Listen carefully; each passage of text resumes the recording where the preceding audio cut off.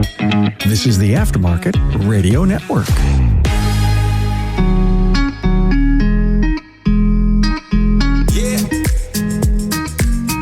Welcome to another episode of Speak Up Effective Communication, the show on the Automotive Repair Podcast Network focused on elevating our communication and leadership skills. I'm your host, Craig O'Neill, and in our episode today, listen, my grandfather, Pat O'Neill, had what many would call the gift of gab, and he had all kinds of quotes. Some of them I can share. This one came to mind recently, based on what we talked about in episode 77, when clients are trapped at a less-than-forthright shop or any business with increasing costs. He referred to that as an elevator ride. It's a terrible thing when you're on the elevator. Where it gets off, no one knows. The price keeps going up. Very frustrating. I remember him using that term as I was thinking about episode 77 and where I laid out the antithesis of such a scenario. I laid out a values-based client education model that seeks to avoid the elevator ride altogether with an approach that honors the client's best interest and presents comprehensive findings up front with a full awareness of the vehicle's true state of health. It's the method I teach. Where episode 77 was aimed at service professionals, showing you what the values-based client education model looks like from the shop side. Today, we're flipping the script. This one's for motorists. Or said another way, this episode is about the way I wish every client would approach repair facilities. It involves 4 questions I feel clients facing service or repair work should be prepared to ask if needed. And to my colleagues in the industry, pay close attention to how you'd answer these questions, because right away, like me, you'll recall hard cases, scenarios that are impossible to predict, and there were uncomfortable conversations. I'm perfectly aware of the challenges that answering some of these questions brings. The idea isn't to know or predict everything definitively. The idea is to be as earnest and forthright with the information we do have. And that's our word of the day, by the way, earnest. We'll define that word for you after we hear a word from our sponsors who make this show possible. AutoFlow is your partner in technology. With AutoFlow, enhance your client interactions in a single thread before, during, and after the visit. To see how AutoFlow makes it simple, visit autoflow.com. Your trusted companion, ShopDog Marketing, is right by your side, attracting the best customers and building long-term growth. Call ShopDog Marketing today or visit shopdogmarketing.com. Supercharge your auto shop with Inbound, AI-powered communication analytics and phone service for your professional shops. Visit callinbound.com. We are back, and the word of the day is earnest. It is an adjective, and it is defined like this: proceeding from or characterized by an intense and serious state of mind. Sincere, genuine, not joking or playful.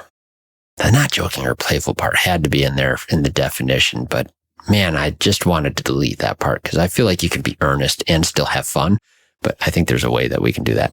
Anyway, used in a sentence, an earnest shop welcomes tough questions because they have nothing to hide.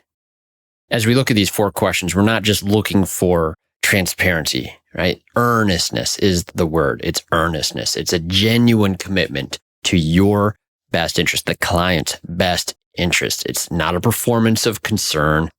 I felt for a while now that we've needed a better word than transparency. Transparency. It's almost overused now. And transparency doesn't necessarily protect people from progressive revelations. So I like this one. Earnest. Let's keep it. Maybe needs to be a word for more than just a day. Now, on to these questions. Now, I use these questions myself when I'm a client at shops here in Grand Rapids. And yes, I have been a client in shops. I don't generally fix my own vehicles often these days as much as I used to. And I have 4 vehicles in my family fleet, and 3 of them are over 20 years old. So they need things.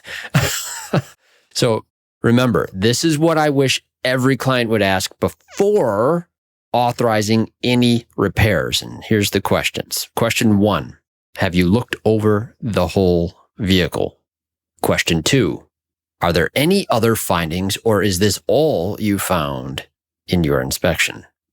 Question 3, are there any common problems on these vehicles you expect to find during this repair?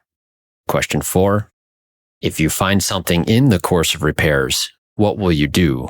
And related to this is actually tied to question 4, but is almost a fifth question. Is this the final cost? We're going to break these down bit by bit here, and we're going to talk about why these matter. And again, what I'm hoping for is that any motorist, any visitor of an auto repair shop would feel comfortable asking these questions if necessary. Fortunately, a lot of the earnest shops I work with, clients would never even have to ask these questions. They're so good at setting expectations and following a good approach that they're almost obsolete. But we know that's not always the case in every part of the industry, and we have to admit that in order to engage these questions and why they're important for the average motorist especially, and why we should be prepared to answer them. So question 1, have you looked over the whole vehicle? Oh, I know what you're thinking, Craig. So many clients say, don't look over the whole vehicle. They're terrified of what we're going to find. This is what I want people to be asking, right? This is what I think a responsible client who's going to arm themselves with information should be asking. This matters because some businesses withhold information strategically. We discussed this in episode 77. Or maybe the initial inspection was very limited in the first place. What I do not want is for an approval or repairs to occur and then get a 20 minutes later call saying, while we were working on the vehicle, we found XYZ or something like that. That's ding, the elevator going up one floor. You can protect yourself from riding the elevator here and get better understanding of what you should expect to spend by getting all the information that you can. And that means the shop has to look at your vehicle thoroughly.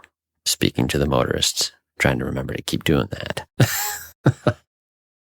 So to the answer of the question, right? Have you looked over the whole vehicle? If they say yes, ask to see the inspection report. Well-trained staff will have shared it already.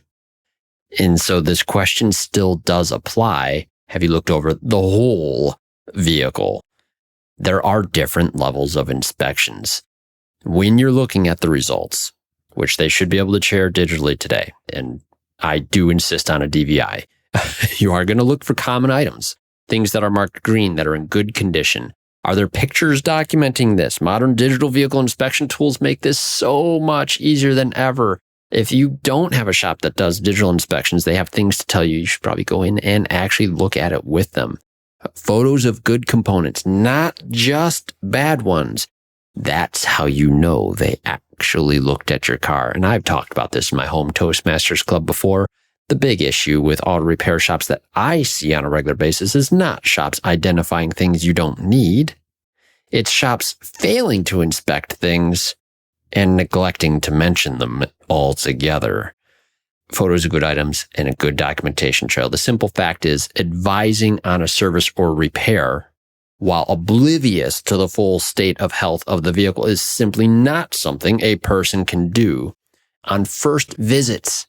Particularly, this is a key question you should be asking. Have you looked over the whole vehicle? Now, a lot of times there are courtesy inspections and other times there are paid inspections. Your advisor can tell you which applies and how far each one goes and what types of items are found in each one. But the answer to the question, earnest shops will say, yes, our initial assessments cost this much and we will verify your initial concern and inspect all visible systems and safety components. We'll show you everything we found before we start any work.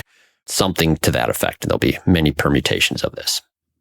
And now, as a motorist, as the client of the vehicle, you're going to want to look for the common items that may be missing from an inspection entirely. Are brakes mentioned? Are they checked off, looked at, or any pictures of that? Steering linkages, suspension components. If they claim they inspected the whole vehicle, but basic safety items aren't documented, that's a red flag. When you go underneath a car, many of these common things are perfectly visible. They don't require any disassembly, and they are right there. You can even put your hands on them, at least on some vehicles, and it's a little harder on others.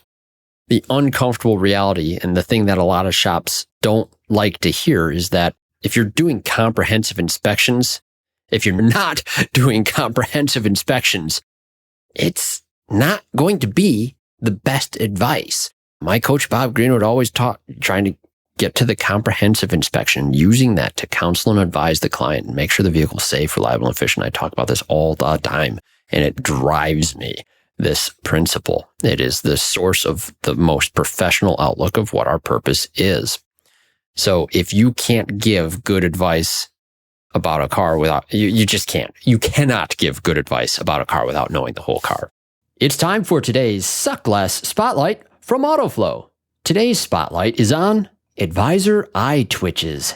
Listen, clients like to stay informed throughout the repair process, and studies indicate clients are most satisfied receiving text updates versus phone calls. But call you they will, interrupting everything from estimating to quality conversations and your game of solitaire. That is, unless you text them first using AutoFlow. With AutoFlow's automated text updates, your phone only rings for the right reasons. That way, with less phone interruptions, your eye twitch will definitely suck less. For this and more things that could suck less, visit AutoFlow.com. Looking to drive more customers to your auto repair shop?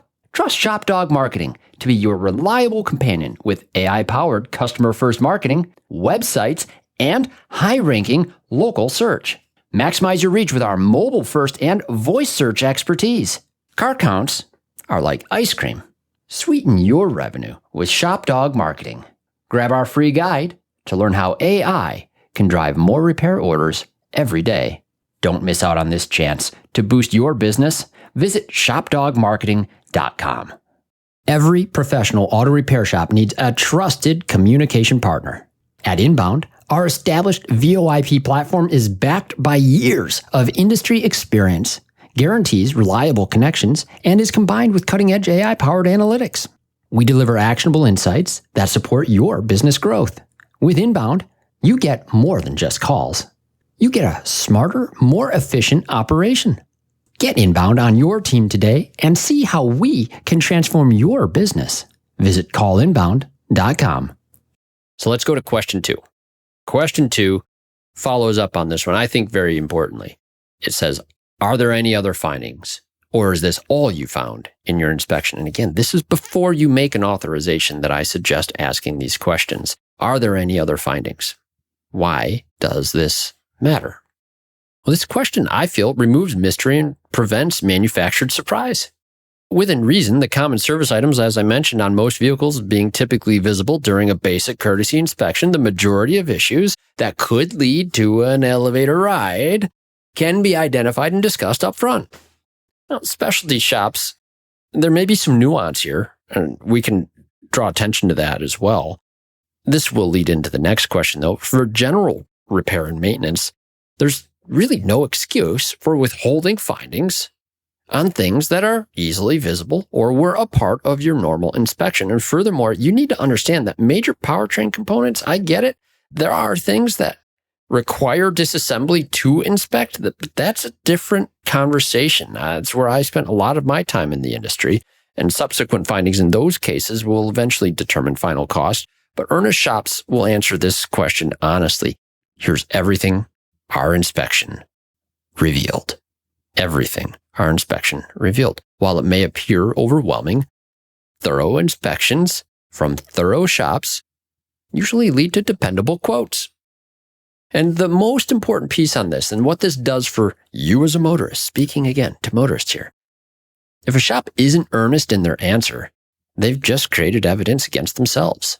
Later, if someone calls with a new finding, you can point back to this piece of the conversation. When I specifically asked if there were any other findings, you said no. Why wasn't this disclosed during the inspection?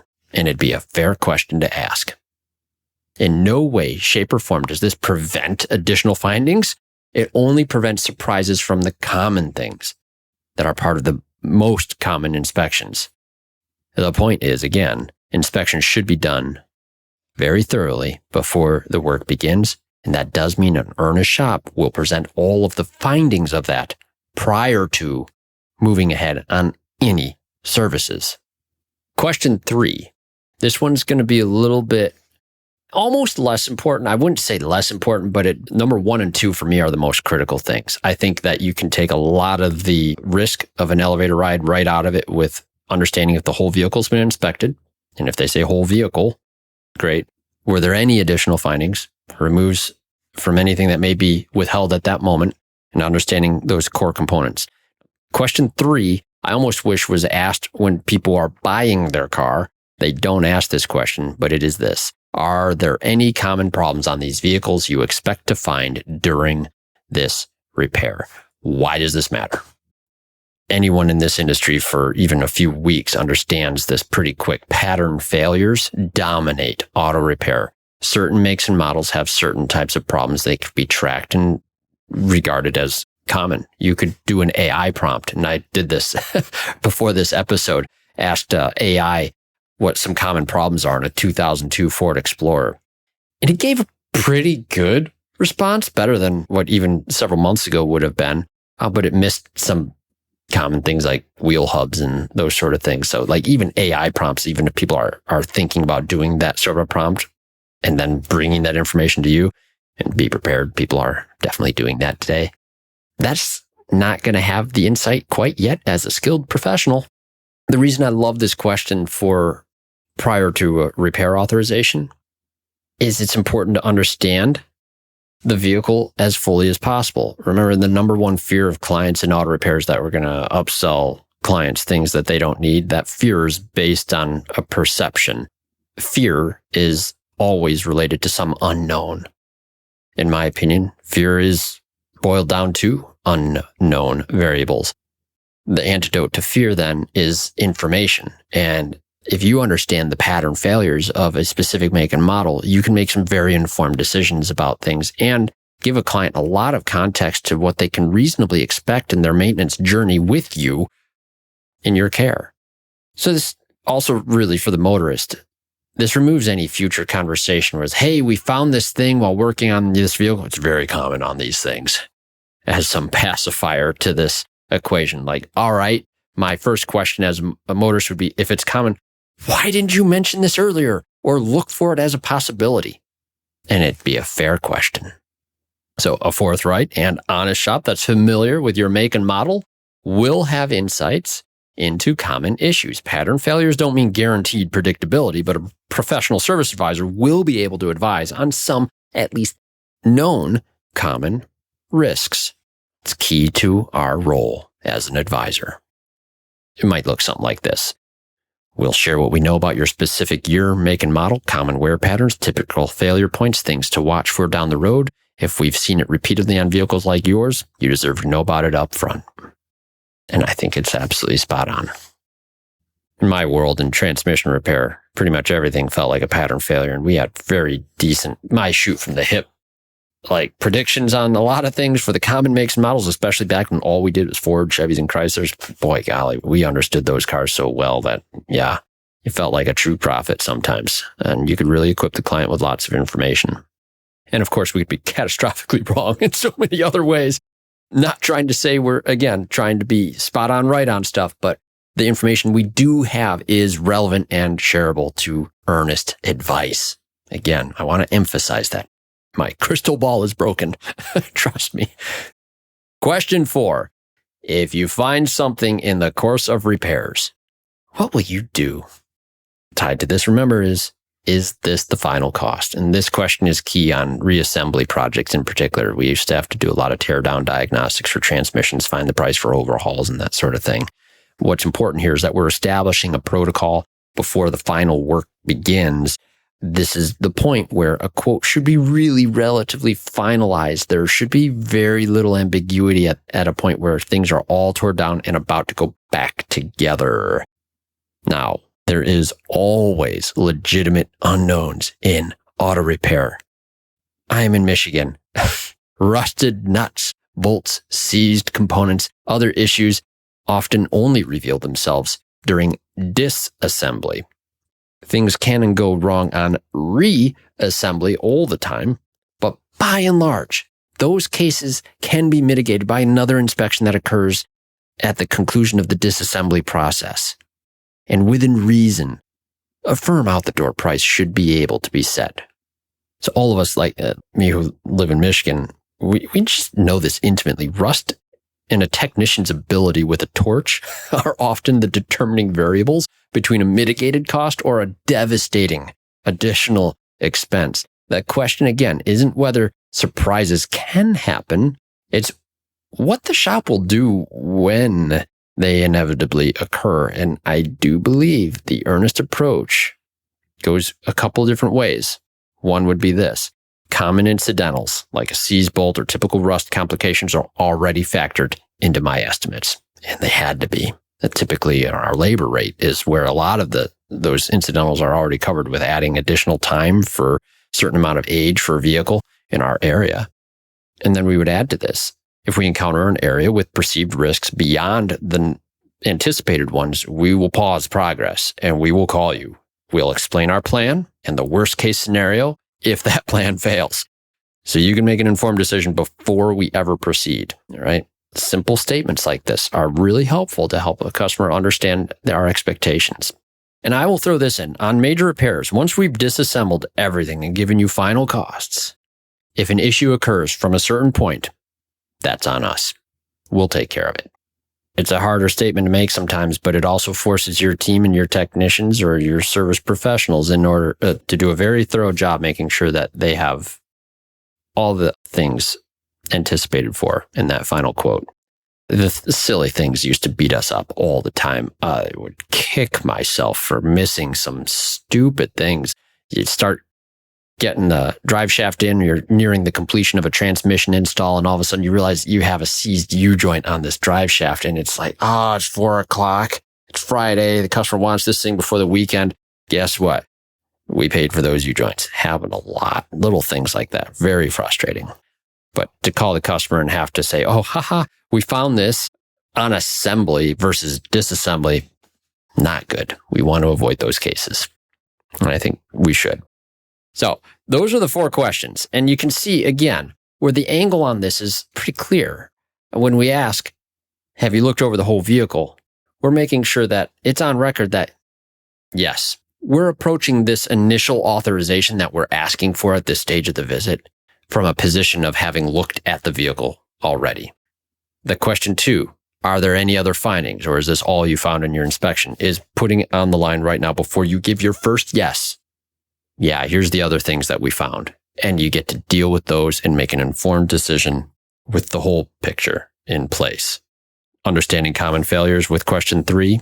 And then, of course, understanding the final cost, or if there will be any other expectations that we can have on things that may come up.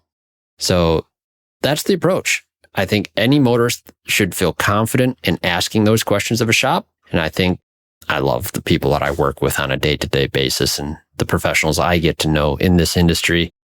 These questions shouldn't even need to be asked by the clients in your shop. You do such a great job setting expectations and being forthright and in earnest with them up front all the time. I like that approach. And it's why I have a good perspective of this industry overall.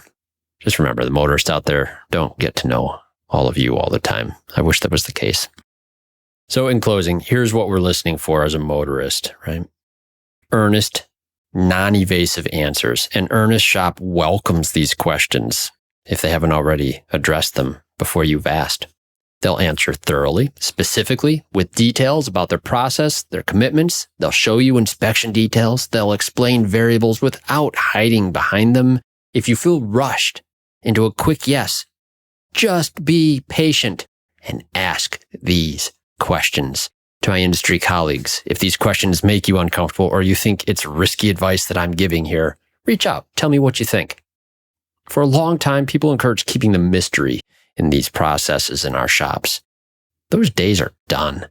We have more informed clients with AI in their pockets, and frankly, the more earnest shops will be the ones with the best relationships long term. So to prevent the elevator ride, to stop it in its tracks, it doesn't require skepticism. It's just patient information. Something to add, something you're curious about, something you'd like to talk about with me? Email me here, speakup@craigoneil.net. O'Neill is O'Neill. We appreciate hearing from you on anything that helps or suggestions on topics you'd like to hear us discuss on the show that will help you on your communication journey in our beloved industry. Remember, listen up to the other shows on the Automotive Repair Podcast Network. Remarkable Results Radio with Carm Capriato, Diagnosing the Aftermarket A through Z with Matt Fonslow, Business by the Numbers with Hunt Demarest, the Auto Repair Marketing Podcast with Brian and Kim Walker, the Weekly Blitz with Coach Chris Cotton. And hey, once again, thank you to our sponsors at The Institute, AutoFlow, Inbound, and ShopDog Marketing. Thank you, our loyal listeners, for joining us. Now get out there, listen up, speak up, don't take the elevator.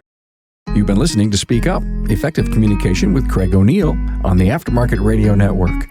Follow Craig on your favorite podcast listening app and on his YouTube channel. Let him know what you'd like him to speak up about. Craig is all for advancing the automotive service aftermarket.